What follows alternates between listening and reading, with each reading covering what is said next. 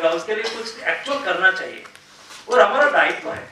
आप देश की जनता ने 303 सीट देके क्लियर मेजोरिटी से हमें सरकार में बिठाया है।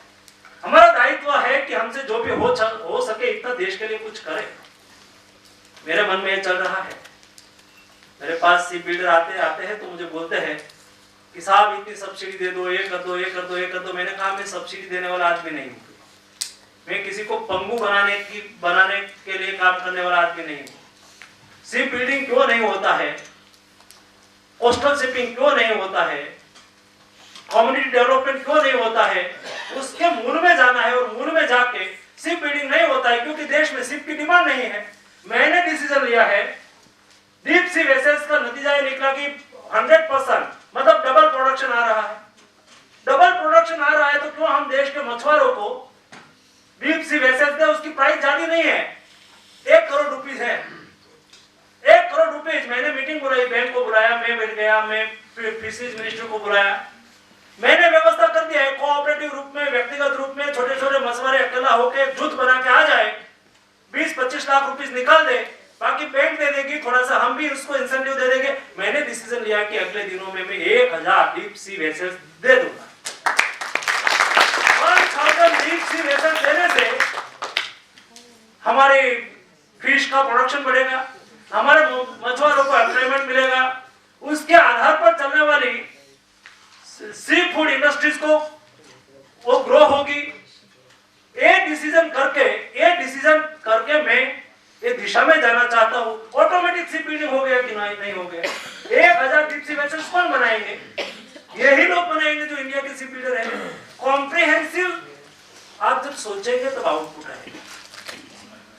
ऐसा ही हमारे कोस्टल कम्युनिटी समुद्र के साथ जुड़ी हुई है, उसके डेवलपमेंट के लिए क्या हम कोस्टल शिपिंग बढ़ा नहीं सकते हैं?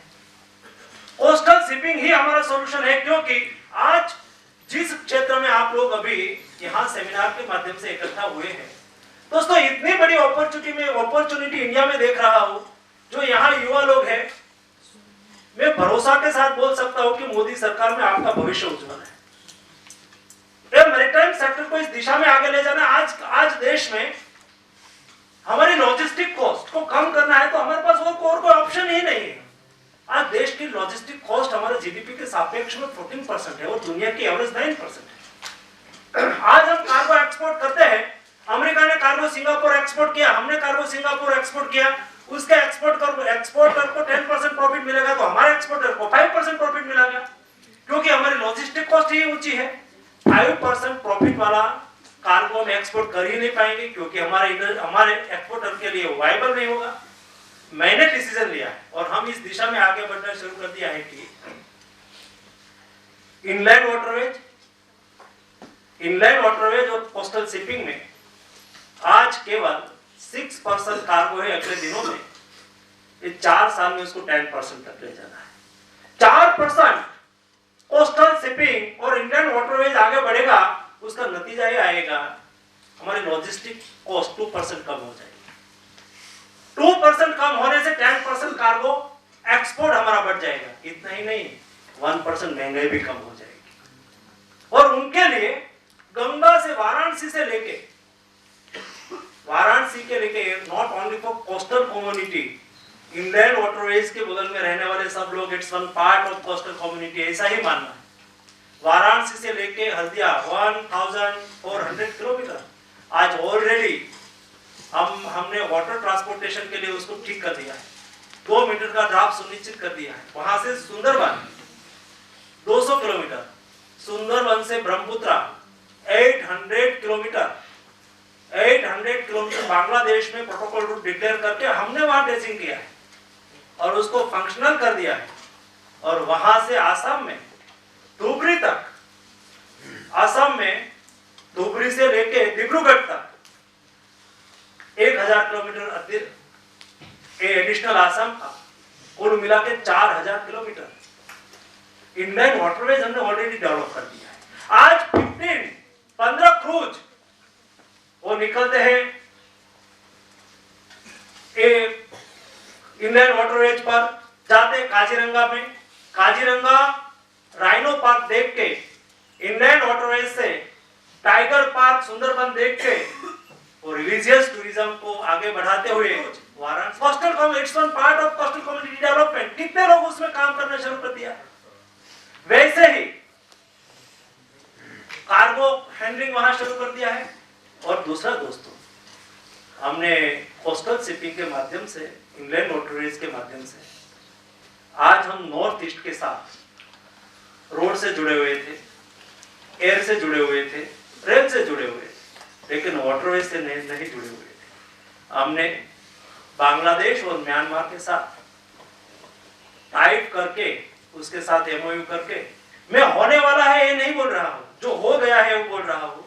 आज हमारा कार्गो डायरेक्ट वाराणसी से निकला हुआ कार्गो वो डायरेक्ट इनलैंड वाटरवेज के माध्यम से बांग्लादेश में जमुना, ब्रह्मपुत्र को जमुना बोलते हैं, वहां से आशुगंज से हमने एक्सेस ले लिया है डायरेक्ट त्रिपुरा। नॉर्थ ईस्ट में फ्रूट, वेजिटेबल, ऑर्गेनिक, मैं थोड़े दिन पहले नागालैंड में गया था, फैमिली के साथ गया था, और उन्होंने पाइनएप्पल खाने के लिए दिया ब्रेकफास्ट में, इतना स्वीट था। मेरी वाइफ ने मुझे कहा कि साहब उसने शक्कर उसमें डाली होगी, लगाई होगी। वो किचन में जाके पूछ के आई, शक्कर नहीं लगाई थी, और ट्रेडिशनल वहां का ऑर्गेनिक फूड था, इतना टेस्टी। मैंने कहा उसको दिल्ली लेके आओ, आपको 1 किलो का आप जितना पैसा मांगेंगे इतना मिलेंगे। ये नॉर्थ ईस्ट के लिए, नॉर्थ ईस्ट डेवलपमेंट की अपॉर्चुनिटी हम वहां से बहुत बड़ी बात है। इतना ही नहीं, हमने बांग्लादेश का मोंगला और चट्टोग्राम दोनों पोर्ट हमने डेवलप कर दिया है, और वहां से हमने एक्सेस ले लिया। इतना ही नहीं, हमने म्यांमार के साथ भी कोऑपरेशन करके सितवे पोर्ट डेवलप किया है, हमने डेवलप किया, और वहां से मिजोरम के लिए डायरेक्ट एक्सेस ले लिया है। 150 किलोमीटर का रोड हमने बना दिया है, काम अभी ऑनगोइंग है, और वहां से डायरेक्ट, शायद कभी भविष्य में कुछ दिक्कत हो जाए, हमने सिकल नेक से डर था, लेकिन वाटरवेज से हमारा कनेक्शन डायरेक्ट नॉर्थ ईस्ट के साथ आज के दिन में जुड़ गया है। ये सब डेवलपमेंट कोस्टल कम्युनिटी के लिए, जॉब अपॉर्चुनिटी के लिए, इंडस्ट्रियल डेवलपमेंट के लिए बहुत बड़ा फायदेमंद होगा। मैंने तो आइडेंटिफाई किया है, मैं एक बार अगले महीने में, अगले साल में वाराणसी से निकलूंगा, सारी टीम को लेकर निकलूंगा, इंडियन वाटरवेज को प्रमोट करने के लिए क्रूज लेकर निकलूंगा सभी स्टेट में। मैंने अभी स्टडी शुरू कर दिया है कि कौन सा डेस्टिनेशन पर कौन सी इंडस्ट्रियल पोटेंशियल है, कहां जेटी बनाने की आवश्यकता है, कहां कार्गो की आवश्यकता है, कार्गो का पोटेंशियल कितना पोटेंशियल है, यहां मैं जेटी बना दूंगा तो वहां कौन सा कार्गो मिलेगा, डेडिकेटेड कार्गो की किसकी आवश्यकता है। For example myself looking to fertiliser ministry also, तो फर्टिलाइजर का कोई प्लांट हो तो इंडियन वाटरवेज से अपना फर्टिलाइजर डायरेक्ट वो दुनिया के कोई भी मार्केट में, या तो दुनिया से आने वाला कार्गो वो अपने यहाँ ले ले, ऐसा डेडिकेटेड जिसको जेटी बनानी है, कहाँ ऐसा करना है, ऐसा सारा स्टडी करके मैं निकलूंगा उसको प्रमोट करने के लिए।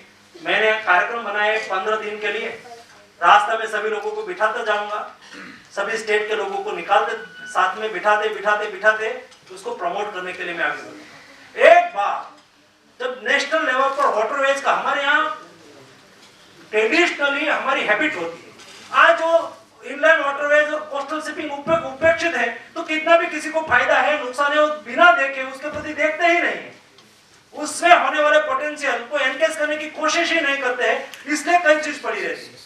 एक बार ये रास्ते पे चलने से बहुत बड़ी अपॉर्चुनिटी ओपन हो जाती है। वैसे क्रूज टूरिज्म, मैंने सुभाष चंद्रा जो जीटीवी वाला है, जलेश करके क्रूज चलाता है, तो मैंने कहा भाई आप एक बार मुंबई से गोवा चलाते हो तो मुंबई से आप दीव चलाओ, तो मेरे कहने से उन्होंने चलाया। उसके मन में ऐसा था कि मंत्री जी ने कहा है तो एक बार चला दो। दोस्तों एक क्रूज टूरिज्म में इतना पोटेंशियल है। पहली बार आया, कॉल किया, 400 पैसेंजर थे, दूसरी बार 600 थे, अभी मुझे कॉल आया कि साहब 1-2 महीने के लिए फुल हो गया। जब क्रूज टूरिज्म डेवलप होते हैं तो जॉब अपॉर्चुनिटी और बढ़ जाती है, क्योंकि क्रूज में पैसेंजर के सापेक्ष में 50% क्रू होते हैं। कितनी बड़ी जॉब अपॉर्चुनिटी हमारे लिए इनकेस होती है। सी फेयर बढ़े उसके लिए मैं इसलिए ज्यादा इनिशिएटिव ले रहा हूं क्योंकि उसमें डॉलर में सैलरी मिलती है। डॉलर में सैलरी मिलने से उसका ₹1,00,000 एवरेज सैलरी हो जाती है। ये हमारे लिए बहुत महत्वपूर्ण है। 6 महीने जाके आए, और 5-6 लाख रुपीस कमा के आए, चल जा, उसका परिवार चल जाए।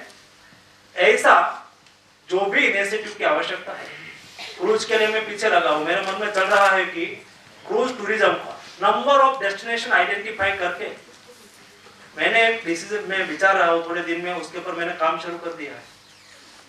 क्या उड़ान योजना है, ऐसी वाटरवेज के लिए योजना नहीं हो सकती? क्या मुंबई का ट्रैफिक हम सॉल्व नहीं कर सकते? मुंबई का ट्रैफिक भी सॉल्व करना है। यहाँ वाटर टैक्सी चलेगी, यहाँ वाटर ट्रांसपोर्टेशन होगा ईस्ट मुंबई से इस साइड, क्या बोलते हैं उसको, ईस्ट मुंबई से JNPT की साइड डायरेक्ट ही आप वाटर टैक्सी के माध्यम से चल जाओ। कोस्टल लाइन पर जो लोग कोस्टल कार्गो ही नहीं, कोस्टल पब्लिक ट्रांसपोर्टेशन शुरू करें, उसको मैं थोड़ी सी सहायता देना चाहता हूं। जैसे एक बार हमारा माइंडसेट बने कि वो भी एक ट्रांसपोर्टेशन का वे है।